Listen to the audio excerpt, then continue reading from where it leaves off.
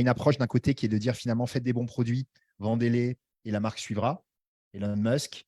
Et on a de l'autre côté, construisez des marques fortes qui seront le support de la notoriété et de la commercialisation de vos produits et vous les vendrez mieux. Seth Godin. François nous dit c'est probablement ni l'un ni l'autre, c'est probablement les deux en même temps.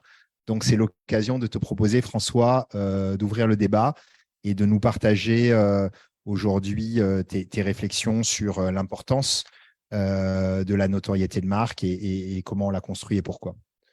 Merci Emmanuel. Effectivement, pourquoi j'insiste beaucoup sur la notion de notoriété, qui est un élément nécessaire mais pas suffisant, parce qu'effectivement, après, on pourra parler de l'image, mais il ne peut pas avoir d'image sans notoriété. Pourquoi? Parce que tout simplement, la notoriété, c'est un effet mécanique, c'est un effet humain, profondément humain, qui est basé sur finalement 5 effets importants à noter.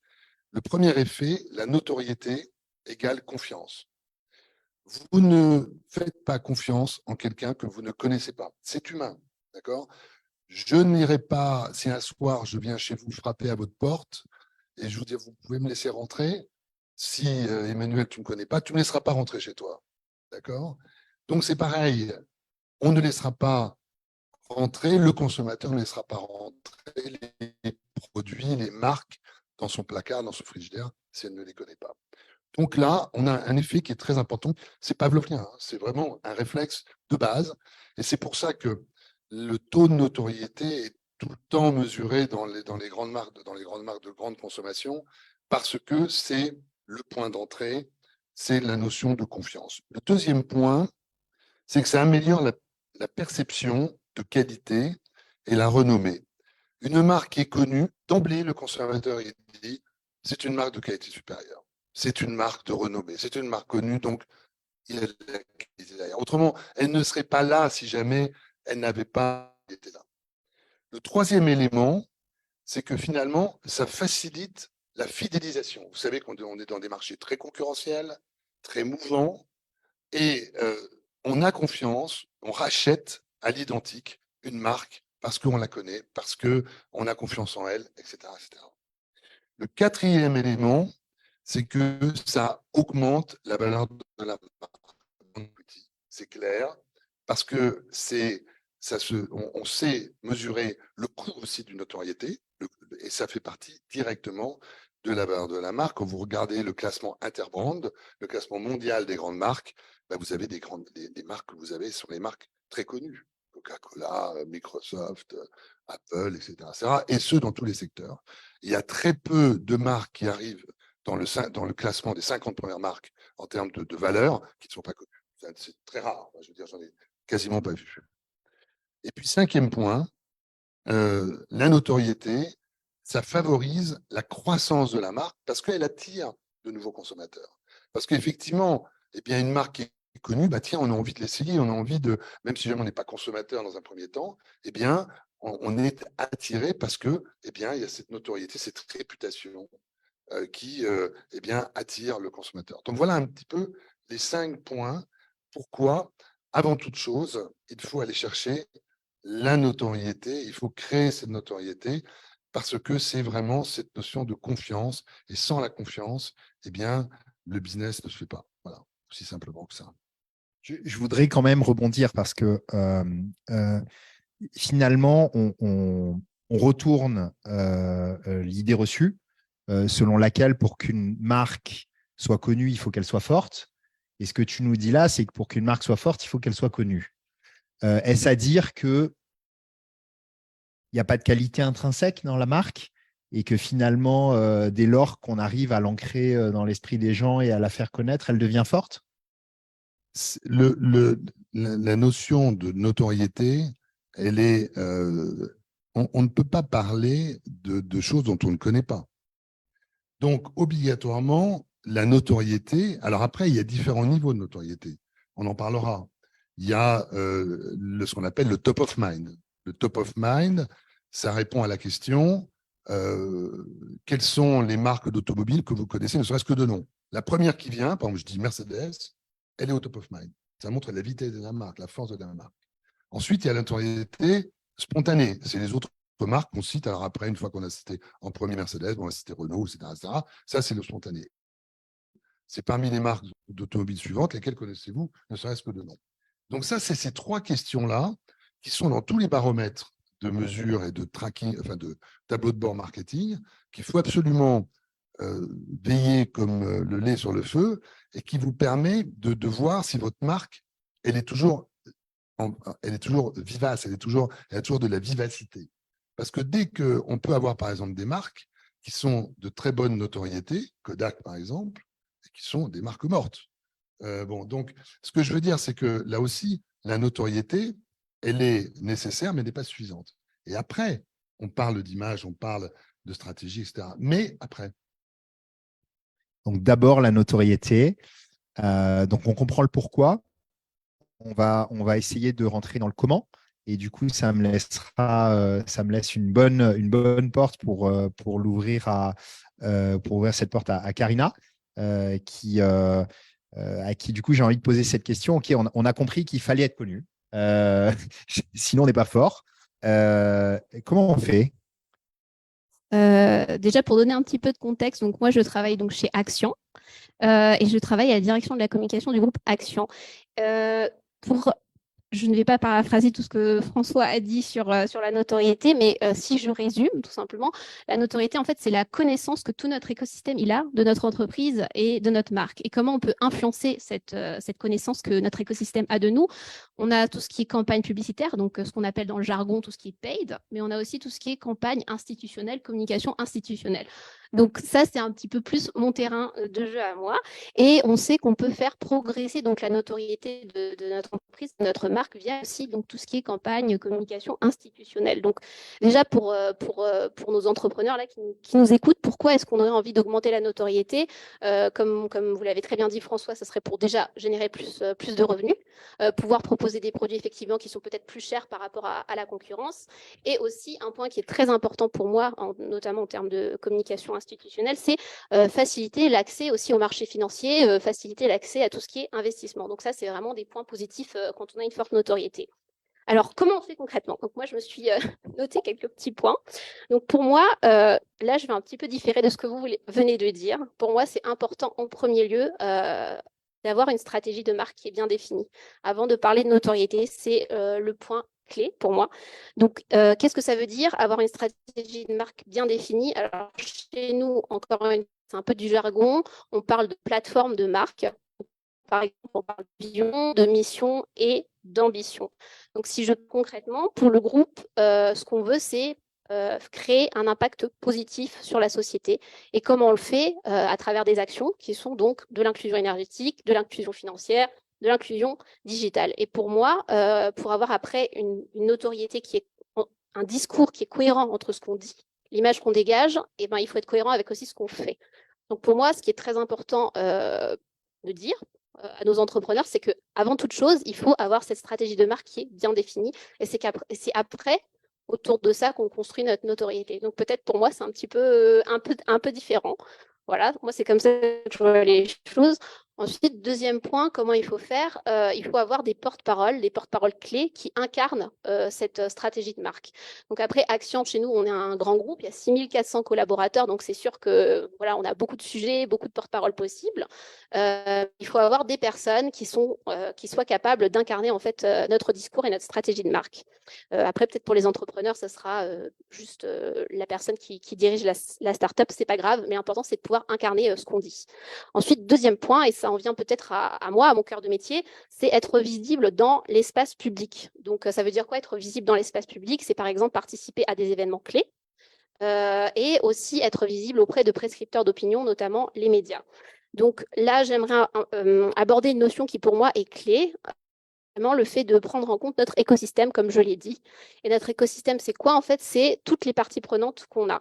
Donc, parce que là, on a parlé beaucoup du client, du consommateur, le fait que s'il ne nous connaît pas, il ne nous laisse pas rentrer chez nous. Mais on a beaucoup de personnes en fait, à qui on s'adresse quand on est entreprise. Donc, moi, j'en ai listé quelques-uns. Je ne sais pas si j'en ai oublié. Mais déjà, vous avez tout ce qui est investisseurs, marché financier. Donc, c'est eux qui vont donner du cash pour investir dans votre business. Vous avez aussi donc les clients, les consommateurs que vous avez très bien développés. Vous avez aussi tous les prestataires avec qui vous travaillez. Donc ça, c'est très important. Vous avez aussi les autorités publiques, les institutions, parce que c'est eux en fait qui vont vous permettre d'avoir un cadre pour développer votre business. Mais vous avez aussi tout ce qui est futur talent. Donc les personnes qui peut-être un jour, maintenant selon votre stade de maturité, vont vous rejoindre ou alors à l'avenir aimeraient vous rejoindre. Donc moi, je pense que c'est aussi important d'avoir une notoriété auprès de toutes ces différentes cibles. Ce n'est pas juste auprès du consommateur, c'est vraiment prendre tout le monde en compte. Et une fois qu'on a bien défini sa stratégie de marque, son discours, il faut adapter en fait en fonction de la personne à qui on s'adresse. Donc ça peut passer par des événements, comme je l'ai dit, qu'on cible, mais ça peut aussi passer donc par des prescripteurs d'opinion, notamment les journalistes, les influenceurs. Pourquoi est-ce que c'est important? Parce que souvent, on dit, je ne sais plus qui a dit cette phrase, mais on dit une réputation, ça met des années à se construire. Hein. Par contre, en quelques minutes, ça peut être détruit. Voilà, donc ça, c'est important à prendre en compte. Et aussi, un prescripteur d'opinion, en fait, il peut doubler ou tripler votre notoriété rien qu'en parlant de vous. Donc, c'est pour ça que c'est important de s'adresser à eux aussi. Donc, voilà, pour moi, c'est un petit peu les points clés. Je peux donner un exemple concret parce qu'on a dit qu'on allait parler concrètement. Chez Action, par exemple, donc on a un groupe panafricain. L'année dernière, notre élu CEO de l'année, donc CEO of the Year en 2022. Et donc, c'est un prix qui lui a été remis lors de l'Africa CEO Forum, qui est un événement panafricain clé et qui est organisé par un média panafricain francophone qui s'appelle Jeune Afrique. Et donc, pourquoi je donne cet exemple? Parce que le fait qu'il ait reçu ce prix par un prescripteur d'opinion, donc qui est Jeune Afrique et son événement, ça a vraiment contribué à accroître la notoriété du groupe Action à l'échelle africaine. Donc ça, c'est très important. Et je peux donner une mesure concrète. C'est qu'entre 2021 et 2022, le nombre de retombées presse que Action, le groupe Action a eu, a doublé. Alors évidemment, c'est pas juste à cause de cette nomination, mais je pense que ça y a grandement contribué. Donc on peut vraiment voir que c'est important et que c'est essentiel pour une marque ou pour un groupe. Voilà. Merci, Karina. La phrase est de Warren Buffett. Et c'est il faut 20 ans pour se construire une réputation, 5 minutes pour la détruire. Et surtout, plus important, si vous gardez ça en tête, vous ferez les choses différemment. On dit, je sens que tu te poses plein de questions. Et moi, j'en ai deux. On a François qui nous dit il faut d'abord être connu. On a Karina qui nous dit il faut d'abord une stratégie et ensuite, il y a plein de trucs à faire pour que ça marche. Comment on fait quand on est entrepreneur et qu'on n'est pas d'abord connu? Est-ce qu'on arrive sur le marché avec une stratégie de marque? Est-ce qu'on a une idée claire de la façon de dérouler les opérations pour la construire et la renforcer? Comment ça a marché chez Ocaloo? Est-ce que tu peux nous raconter un peu l'histoire de ta vision des choses et l'histoire de la création de cette marque qui est une marque forte dans le paysage des marques malgaches aujourd'hui? Merci Emmanuel. En fait, c'est vraiment riche d'enseignements ce qu'ont dit les deux panélistes qui ont déjà parlé. Effectivement, aujourd'hui, Ocaloo est déjà bien connu dans le paysage, surtout de l'événementiel, de l'animation à Madagascar, mais ça ne s'est pas fait comme ça. Et donc, je vais revenir au tout début, effectivement, à la création de l'entreprise. Le petit entrepreneur, moi en tout cas, à cette époque-là, je ne me suis pas dit, OK, je vais rédiger toute une stratégie de marque ou comment je vais faire pour la marque. Alors certes, pour la marque, on se pose quand même plusieurs questions. Qu'est-ce qu'on va mettre comme marque? Et c'est là que je te rejoins, parce que là c'est très important de dire que la cible est importante, tout dépend de la cible. Parce qu'au tout départ, quand on va créer la marque et qu'on va se dire on veut une super marque, on va être bien connu et tout ça, eh bien, on va quand même se dire, mais on s'adresse à qui? Donc, quelle est notre cible? Et à l'époque, c'était vraiment la première cible. C'était d'abord les enfants. C'était d'abord les enfants au tout départ. Et d'ailleurs, Ocaloo, ça veut dire attends un peu en malgache. Et à l'époque, on a dit, bon, bah, les parents, à chaque fois que les enfants, ils demandent... à chaque fois que les enfants ils demandent aux parents, mais est-ce que tu veux bien jouer avec moi ou est-ce que tu veux bien faire une activité avec moi? Et bien à ce moment-là, en fait, les parents, puisqu'ils sont débordés par X ou Y, ils vont répondre Ocaloo. Okalu vite vite. C'est pas qu'ils veulent pas s'en occuper, hein, mais ils disent attends un instant. Et à ce moment-là, ils ont envie d'invoquer en fait une marque ou quelqu'un ou quelque chose pour dire bon bah c'est quelqu'un. Si je peux conseiller, si parmi enfin, ceux qui nous regardent aujourd'hui, il y a des entrepreneurs, on ne lance pas non plus une marque comme ça. Alors on a eu plein de noms avant. On a eu déjà pour la construction de la marque, c'est vraiment quelque chose que moi je conseille de poser, de réfléchir et de dire c'est qui ma cible et comment je vais la construire. Et au fur et à mesure, Okalu a évolué et est allé au-delà des enfants, vers les jeunes, vers les team building, vers les adultes. Et même aujourd'hui, je dirais, Okalu arrive à un stade aujourd'hui, et c'est très intéressant d'en parler aujourd'hui. Okalu arrive à un stade aujourd'hui où je ne m'adresse plus à cette cible-là, mais je dois m'adresser à cette cible-là. Parce que je ne fais plus que de l'animation pour enfants, mais je vais faire du divertissement pour adultes, mais même peut-être organiser un séminaire, mais peut-être plusieurs choses. Alors, comment est-ce que je vais continuer à faire vivre cette marque? Et pour le coup, aujourd'hui, Okalu a envie de connaître, de faire cette enquête de notoriété, de dire je suis connu comment auprès des enfants, ok, mais je suis connu comment auprès de cette cible-là et auprès de cette cible-là parce que je dois percer ces nouveaux marchés, parce que je dois répondre à ces nouvelles attentes-là. Je ne sais pas si j'ai répondu à une partie des questions que tu as posées, tu en as posé plusieurs. Non, merci beaucoup, Andy. Oui, vas-y. Merci. La démarche est très intéressante parce que c'est vrai que dans le premier élément de l'autorité d'une marque, c'est sa manière d'être mémorisé par la cible. D'accord?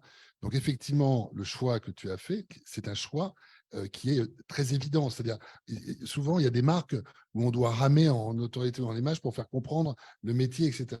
Alors, apparemment, cette marque-là, le nom même de la marque, elle est déjà dans la notoriété. Elle crée déjà de la notoriété. Alors, c'est vrai qu'après, si jamais tu développes des opérations ou des propositions vers des adultes, il faudra se poser le nom. Est-ce qu'il ne faudra pas soit une autre marque pour s'adresser vers ce public-là, soit un système d'architecture de marque qui s'appuie sur la marque Okalu qui va devenir de plus en plus connue, mais qui la complète par une offre, je dirais, plus sur les adultes. Voilà, donc après, on rentre dans des choses un peu plus compliquées. Alors, tout à fait. Alors, par contre, je ne peux pas la dévoiler aujourd'hui, mais, mais effectivement, donc, Okalu a réfléchi à une nouvelle marque qui s'adresserait plus à un public cible, un nouveau public cible, et qui serait, cette nouvelle marque-là, garderait son âme un petit peu d'enfant, mais qui serait en fait s'appuierait sur Okalu en disant c'est telle marque by Okalu. C'est-à-dire qu'on s'appuie sur la marque qui a déjà de la notoriété pour développer un public cible précis.